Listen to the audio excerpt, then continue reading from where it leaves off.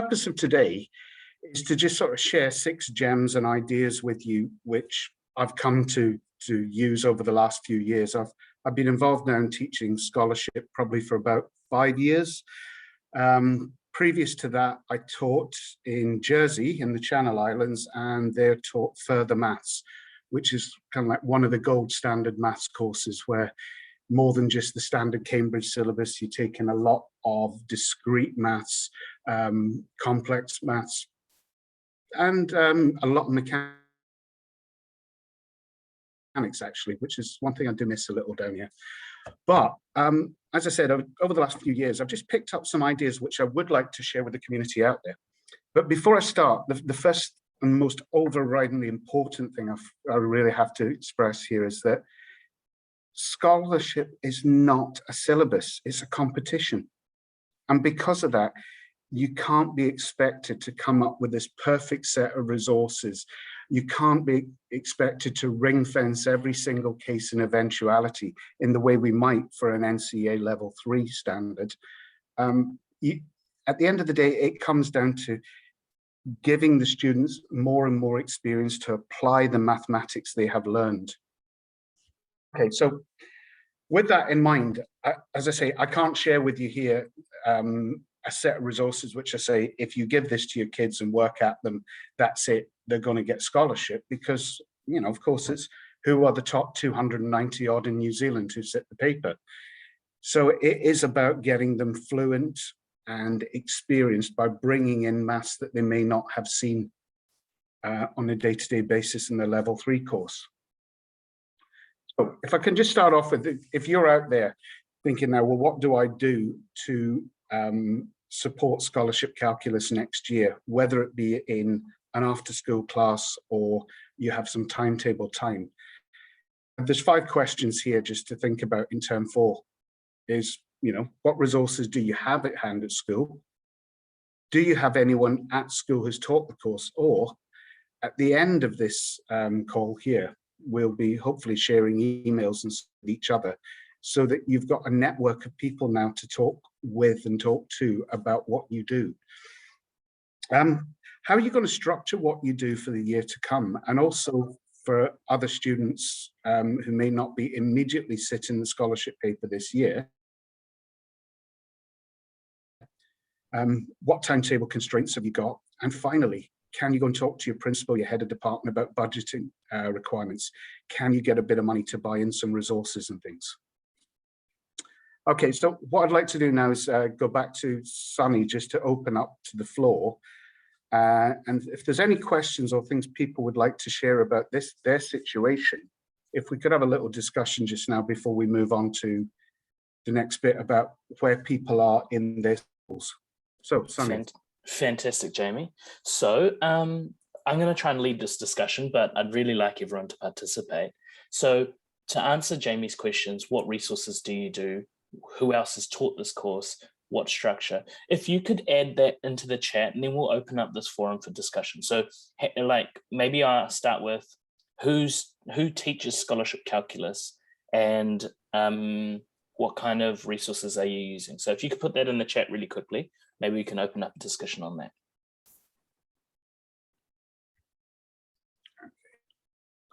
All right. All right, this is...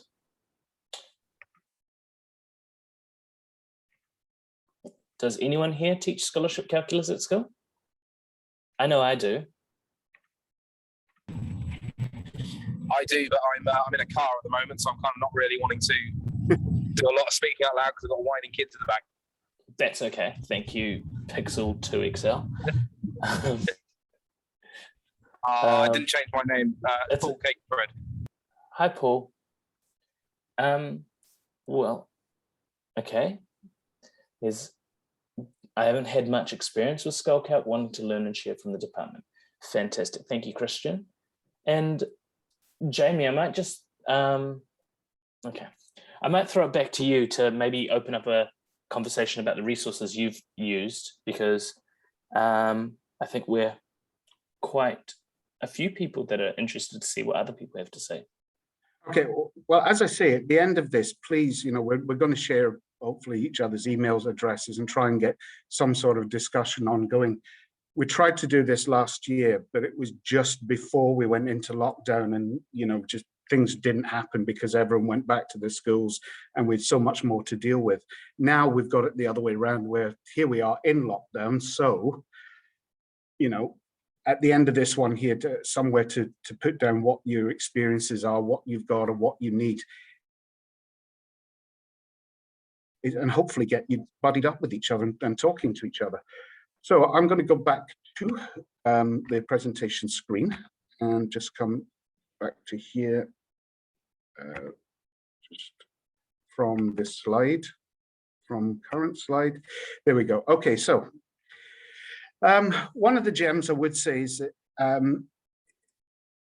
you really do you want to start early. Most of us will be in at least a 9 to 13 school. Some will be in a 7 to 13 school. There might be the odd ones that are just only senior. But what I found in the past is that waiting to year 13 before you start supporting students who want to, who aspire to go on to compete for scholarship, it's a hell of a rush, because you've got a lot of content to get through in year 13, plus all the other distractions they've got. And so I would say that what you're looking to do is to build, have this long-term view and look to build a team of students that work together on it. That at the moment, I've been building up a small Olympiad group, which is getting bigger and bigger, and we're taking in students from other schools now. We've had students visiting from Kristin and a great group of students from Westlake Girls. And it's about building that team of students, because they can go off and do way more than you can. They're the ones that watch the YouTube videos. They're the ones that have the time in their life to do things when we don't. Definitely the competition side of it, it's a shame MathX has been cancelled and CalcX this year. But, again, the people that are going to succeed at scholarship, they should be involved in Kiwi, the CAM competition that's just started from Christchurch, Otago Junior, AMC, even bring in the UKMT if you can, and get your senior students working with juniors to plan, rich sessions, and think about running them in a sort of a prep way where you set puzzles and ideas for the next session, rather than teaching in a more traditional way where they come along and you work through a set of puzzles that they've only just seen.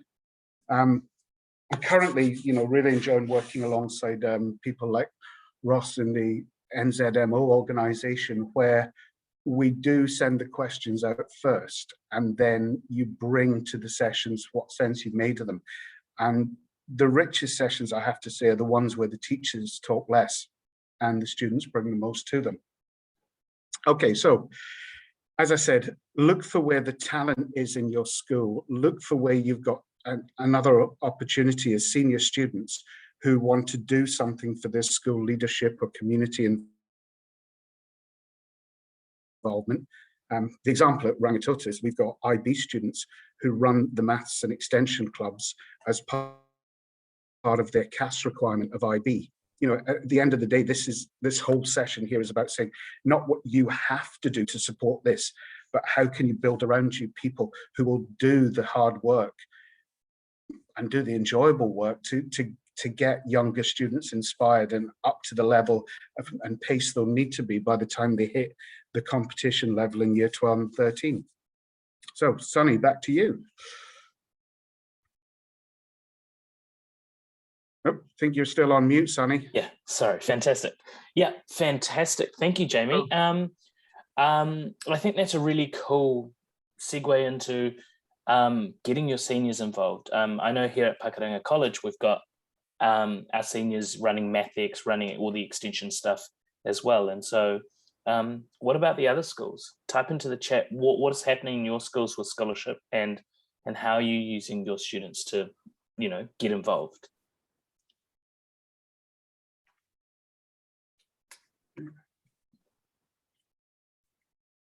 I'll just get the chat box back up on here. Or is there anyone hand up who wants to share from what they're doing? Just on mic? Feel free to talk as well, but not everyone at once, maybe. But someone could go. Hi. Oh, sorry. Oh, I was hi, just going to Elizabeth. quickly say, Jamie, I think it's a brilliant idea to bring in your IB students because they're always looking for projects. So I think that's an absolutely amazing way of doing things. Yeah, well, Fantastic. yeah, it's if you do have an IB program in your school, it's a definite one there. It's very much CAS, but a lot of schools, you know, I've only taught in 2 New Zealand schools, but all of them have leadership programs for the students and things that they can start acting up on and getting a handle on working with younger students, mentoring, enthusing.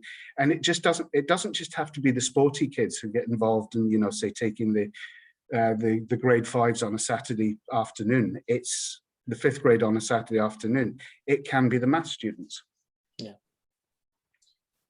So Elizabeth was talking as well. Mm-hmm. So I'm a retired teacher, and I have and I teach privately now. So I'm not attached to a particular school, but I have been to the Canterbury University, and they run sessions on a Monday once a month. I was just wondering about resources. I have a number of books from called Fortify, you know, the Mm-hmm. or and yeah. And I have those that I was going to help my student. I feel a bit out of my depth, really. I try and do the Olympiad questions and things like that. Would that be good preparation for her? I'd say so, yeah. The more that they can get into competitions and think away from, it's getting them away from is this good enough for excellence? It's more, you know, are you investigating and trying here?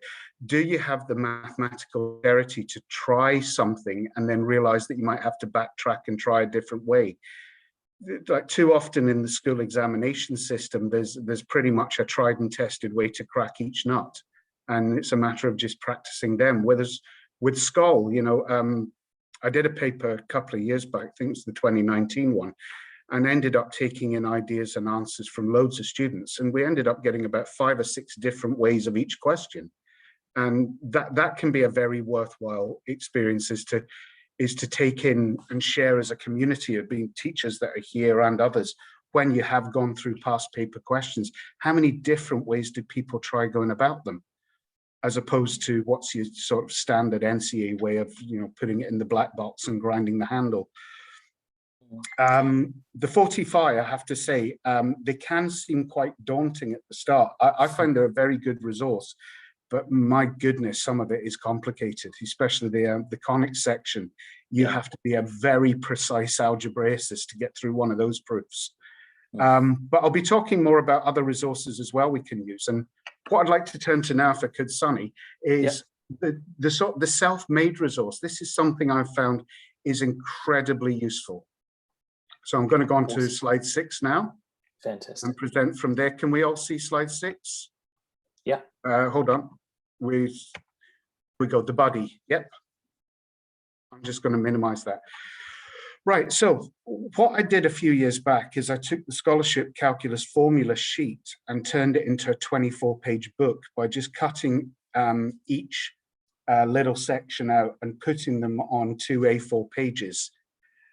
So that students, so basically you think of it, it opens up to give you A3, an A4 page on either side with a little snippet from the scholarship formula book, and then space for students to write about when they've used them, how they were useful, where they've applied them. And my thinking was that I'd watch students sit in an NCA exam, and I've seen it with A-level as well, and they don't pick the formula resource up. There's still this thing about, oh, you have to know it, you have to remember it. And so I started, and with reasonable success now, I've got it that every lesson the students, when they're doing level 3 or every time we have scholarship sessions, you bring along these formulae, buddies, as I call them.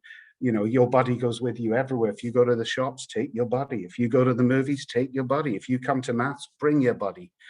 And we make a point that it's almost like a history of all the different things we've investigated and just how useful the level 3 scholarship resource is, how much is in there. Because I guarantee to all of us, if I ask you now to reel off the top of your head your sums and products formulae, well, I can't do it.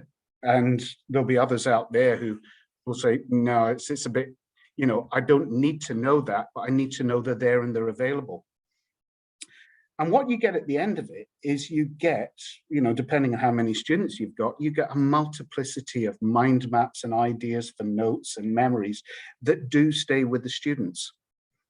In fact, it's been so successful in scholarship at work that it's something I've introduced in IB, because IB itself has a formula resource which is very well structured, and it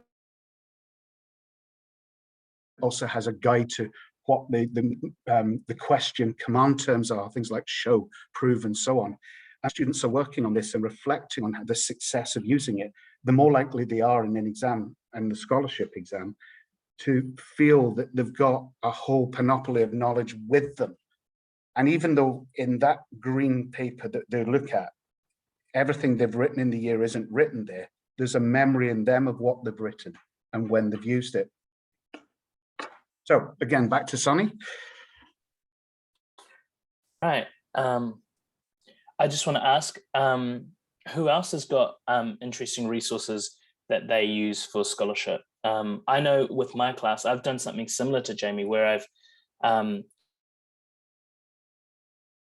I get all my students at the start of the year to have a formula sheet with them, and that's what they have all through the year. And I think that's really, really important as well. But who else has made resources or wants to look at resources like this?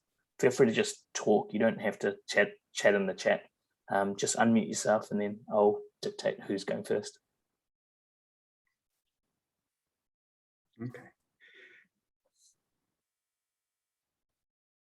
Can I just say out there, we've got Stuart out there. You've seen your students go and do the Max course at University of Auckland. They bring back any resources that you wouldn't normally have at school to help with stuff like this? There's 4 this year. They kept that with themselves, because those same 4 students are doing the keen to do the scholarship. So they didn't often share it with me. Well, they did and they didn't. I asked what they were working on, and it was quite different this year. With the Max course, had a huge programming component, and so a lot of it was more computer based, I think, than previous Max courses. Yeah. On that, I've got a group of students who in like previous eras we used to do the Max course, but this year we've done a course through Canterbury, sorry Kim, where there is a lot more calculus, and so that's really helped them with their scholarship as well. Yeah, and I think that comes back to there's no perfect answer here, but it's experience and opportunity that we want to bring to them. You know, and again, make it explicit to the students you're working with. I'm not going to present you with a curriculum that will guarantee you a scholarship at the end of this, but I will present you the opportunity to try out things outside of the sphere of things you've seen so far in NCA, knowing that what you've done in NCA will give you a grounding in how to explore these extra bits of maths that we bring in. Be interesting to know, Stuart, with your guys, do they come back with a richer knowledge of how to use Python for maths? They were mostly using MATLAB. Okay, cool. But the strange thing with my guys is, for example, their coding skills are so strong that, in fact, the NZQA investigated their year 12 programming because it was deemed to be above what they should be able to do. I hope they investigated it with a view to sharing. Yeah. But I also, yeah, a lot of MATLAB use. And they did find, because I use this book, which is I remember Advanced that. Mathematics from England.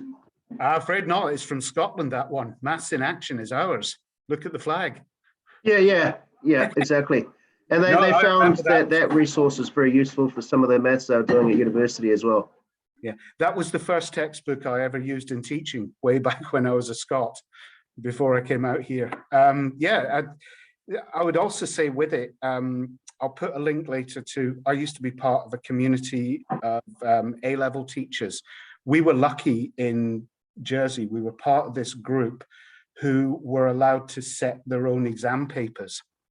We actually acted as our own exam board. It was 300 schools in cooperation together, and it was fantastic. And there's a huge range of past papers, work through and examples of where to take your level 3 maths to the next dimension, or dimensions and so on, and also getting into topics that they haven't done formally in New Zealand, which things like vectors, you know, so, and a lot of mechanics. So again, it is that thing of just, you know, lead them to new experiences. Anyway, I'd like to move on now to next slide, and that sort of segues in nicely from what Stuart said there about the guys with technology. Is I'm a big fan of making sure there's always technology out on the desk. Jokingly, the other day, I got my year 11s all to swear an oath that they will put every single function as a graph into their calculator and look at it first before answering the question. And again, just like a formula resource, there's the number of times you see students actually using the technology to do more than just calculate, to explore and investigate before working in. So I tend to use Desmos initially, and that means, of course, you can share and create activities.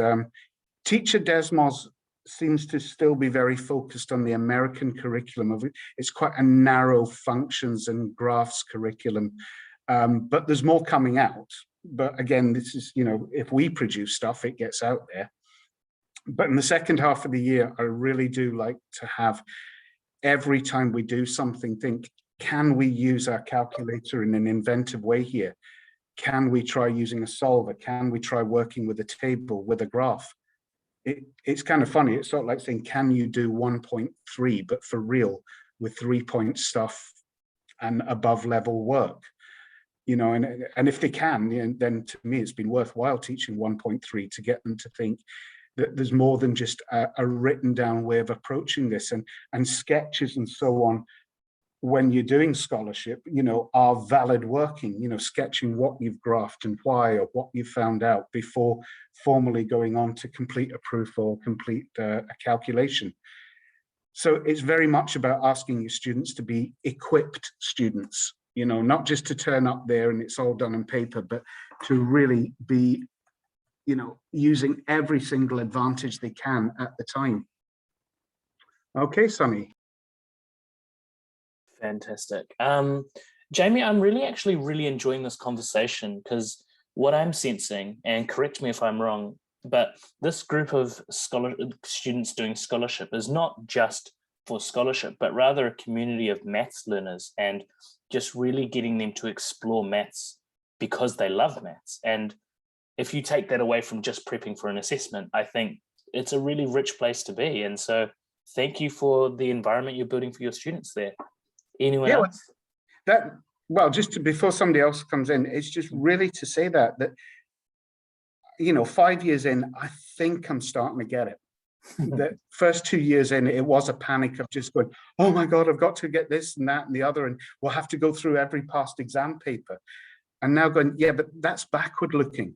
We need to be forward looking and thinking that if we have that rich classroom where we're investigating and sharing, and, you know, the prep idea of set the challenge, then come back in and discuss how people have got on, rather than go live with a challenge on the day when they haven't had a chance to work with it.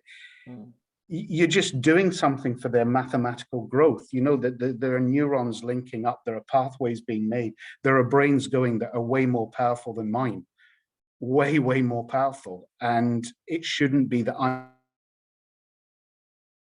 I'm leading and telling them what's happened historically, and I shouldn't be the gatekeeper knowledge. I should be the one saying, you go and try this and see how many ways you can do it, see what new things you can bring in, and use your technology and have videos up and try using Desmos, get the calculator out. Nice. So does anyone else want to add to this and indicate, you know, what they've tried in this kind of space? Step problems are also a very good resource from Mark. Yeah, I'd say that. Also, just in general, mei.org.uk, and go to past papers and legacy curriculum. There was a wonderful period for about 13, 14 years in Britain when there was no political interference in the maths curriculum whatsoever, and it was brilliant. We got 14 years worth of papers. We got a lot of conferences with teachers really drilling down on teaching and learning without worrying about, is something going to be messed with that we all have to get our heads around. It's one of the reasons, I reckon, why the results and the participation in maths has been so successful in the Cambridge A-level system. You know, you're talking about it being the second most sat A-level, and the participation rates in the higher grades is fantastic. Yeah, STEP tends to be very challenging, folks. It was traditionally used by Cambridge and Oxford, especially Cambridge, as the kind of filter who they interviewed. Just checking, can everyone still hear Jamie? Yeah. Yeah. Is it just yours? Yeah, so just going back there with the STEP stuff as well, is very high level. But again, this is the point, you know, this is what to set your students on and let them go and riff about it. You know, we're not, I keep saying it, we're not providing them with a complete curriculum that we can revise over and over and perfect our answers. It's all about experience. And as I say in this last section, making sure that they are using technology as they do it. Calculators and graphs are not cheating. They're part of the investigative process. As I say, no Python. Okay, so, right. Next one is just sort of for just a suggestion for you. If you want to structure what you're going to look at, this is the structure that I use. That when we come back in February, I tend to look at equations and factorials and combinatorics and things. Moving on in March, I can't express strongly enough how vital trig is to be, you know, the success as a mathematician, success in scholarship. And it tends to be, in my experience, I hope it's different in your schools, but in my experience, 3.3 just tends to be done to give them internal credits, and they don't tend to go into it too deeply. They do enough to do a reasonable equations or a reasonable trig modeling standard assessment, and then it's back into the externals.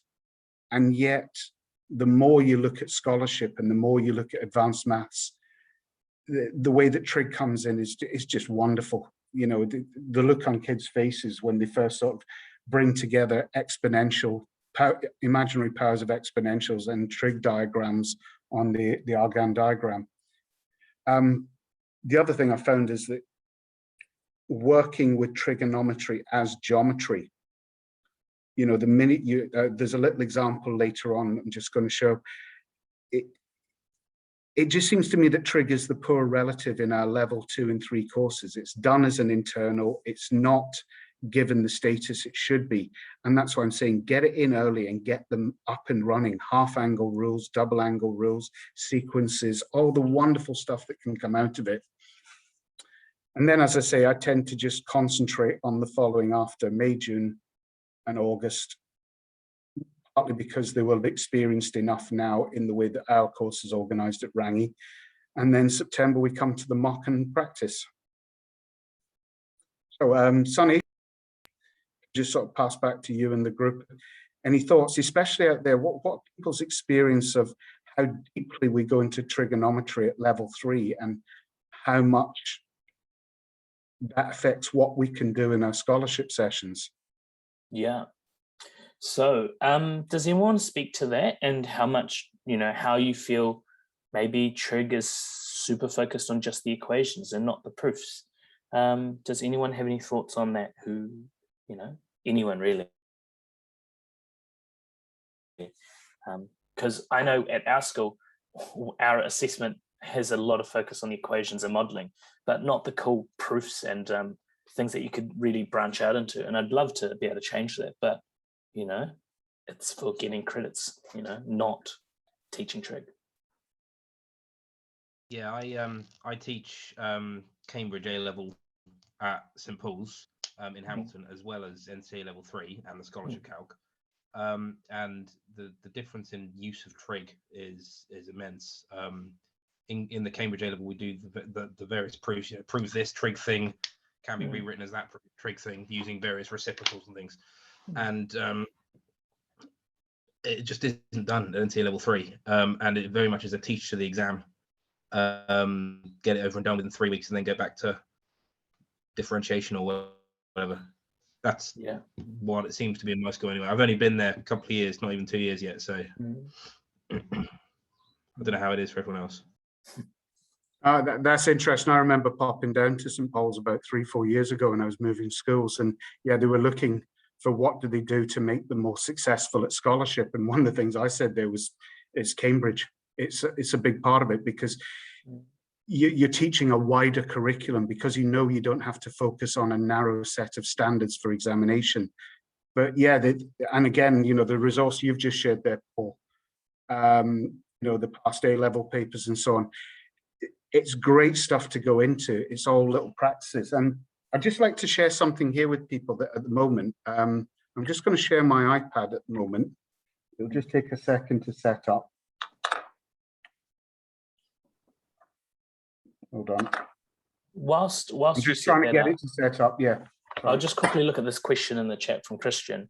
In your view, in an assessment-free world, how would you teach trigonometry? And I think, Christian, that is a spectacular question. And I think that's something we can all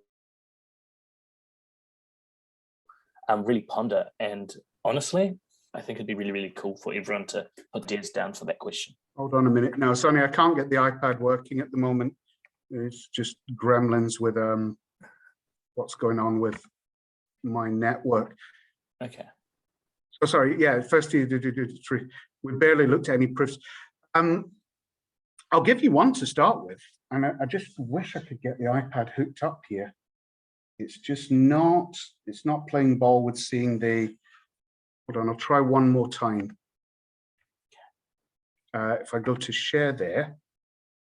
You might need to stop sharing on this Screen one. mirror. Oh, hold on. I think we've got something here. Yeah, Zoom. Here we go.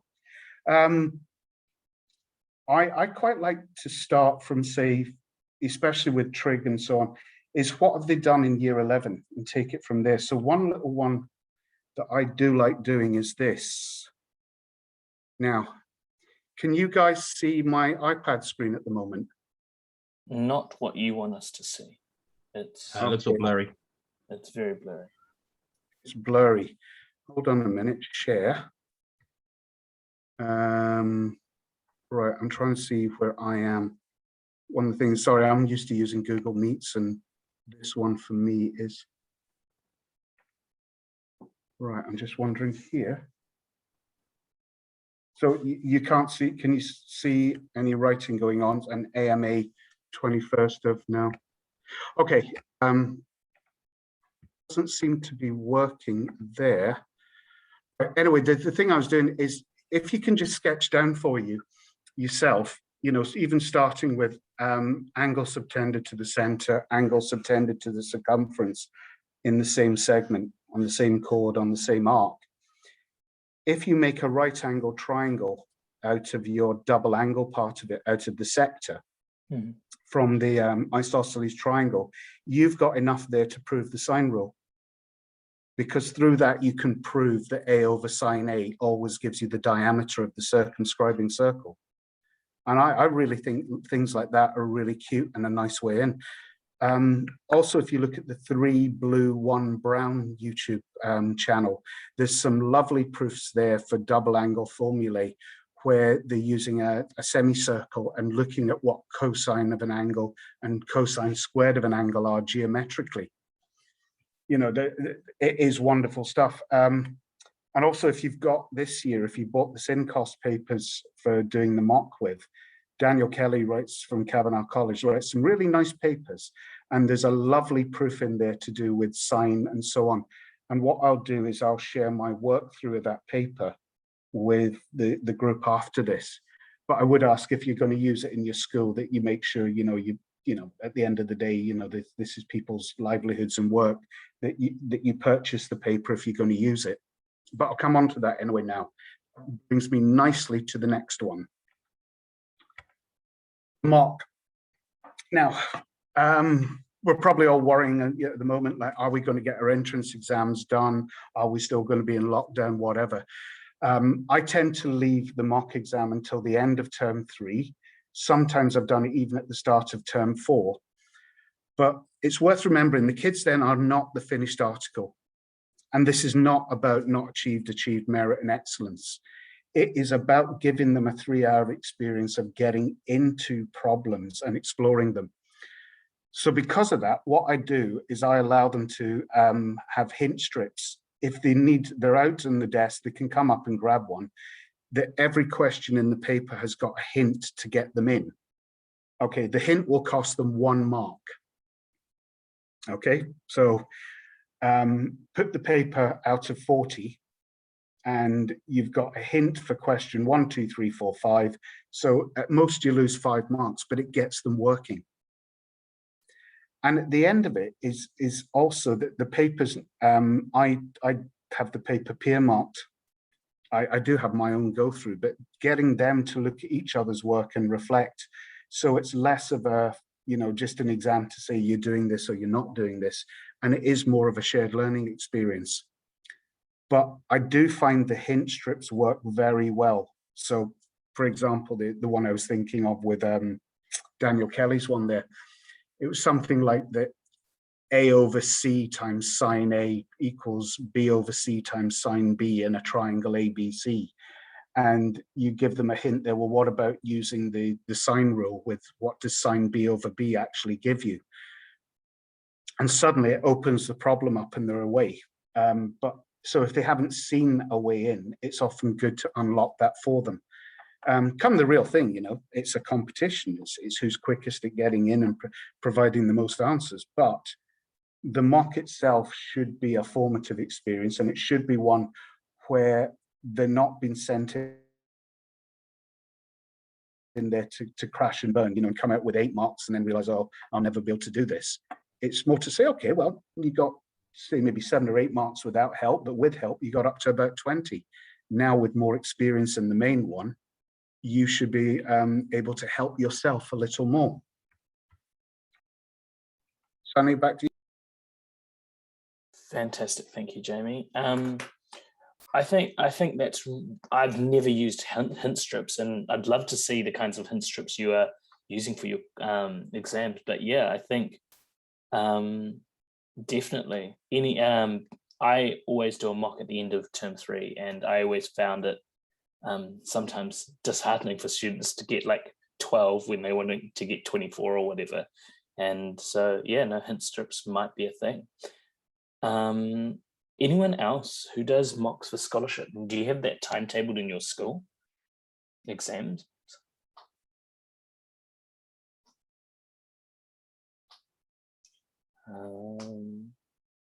Tanya, do you think an investigation on sines and cosine angles and sine and cosine curves will help? I don't know, Jamie. Most likely, right? You're muted.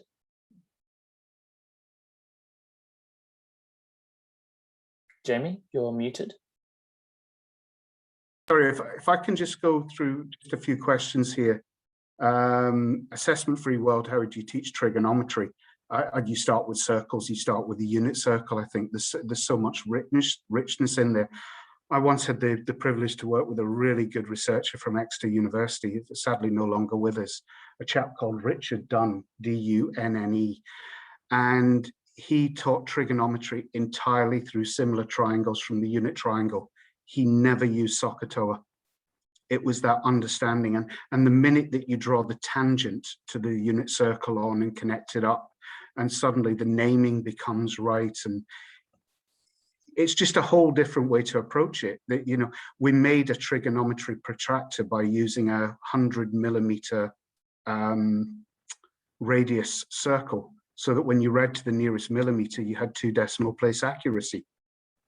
And everything was based on that. It was a lovely time to work with them. So there's one suggestion for it.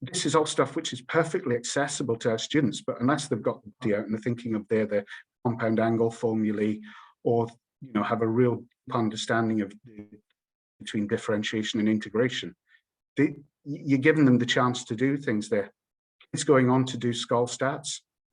There are statistics problems in here. I just find them to be very, very rich papers, which end up with good investigative questions towards the end. This is something here that we might have seen in Scholl papers in years gone by, and it'd be lovely to see things like this back, because they're perfectly accessible to our students. It's just we don't often see this, examined in a level 3 course. Okay, so again, back to Sunny at that point. I just want to say thanks, Jamie. That was really cool resource. I've just linked them in the chat. But yeah, anyone else use these kinds of resources, and what other resources that might be helpful? Because I think, as Jamie said at the start, it'd be really cool if we sort of made a group where we shared emails and resources so that, we provide a better education for New Zealand students.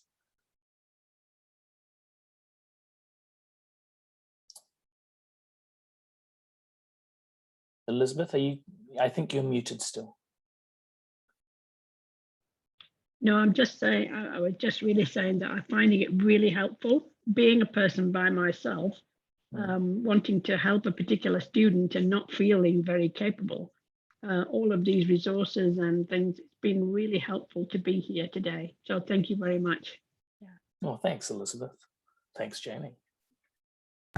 To that. Yeah, and the other thing is about these, especially as I say, I really like these starts to these HSC papers, because they're not about us as the teacher or tutor being the guardian of knowledge.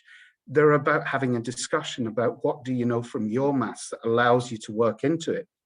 I think the example I showed there a second ago was, if I go back to that screen, down to here, how often do we see something like a tangent field talking through? This is where students can really say, well, what do you think here? How could you work this out? And then getting a deeper understanding of derivatives that will come from implicit differentiation. Here, often even seeing, you can almost see the shape of the function within there. Anyway, just to finish off last bit then. So, as I said, the whole point of today was this. Look around the virtual room we're in. There's a bunch of us there, all, various people, fridges, quite a lot of people with cameras off, but there's people out there. Think about the links we can make. At the end of this, I'll work with Sunny to put together a document that we can share with everyone, where we've got emails for people to bounce to. I'm going to try to make use of the AMA website and leave what I've done there. I've got a ton of stuff that I've worked on over the years that I can just share with for people to have a look at, even down to things like past papers, past mock papers, HSC papers, little ideas, also use of and work-throughs of the 45 book. That one of the problems with 45 is a lot of people don't buy the teacher resource to it or the answer book.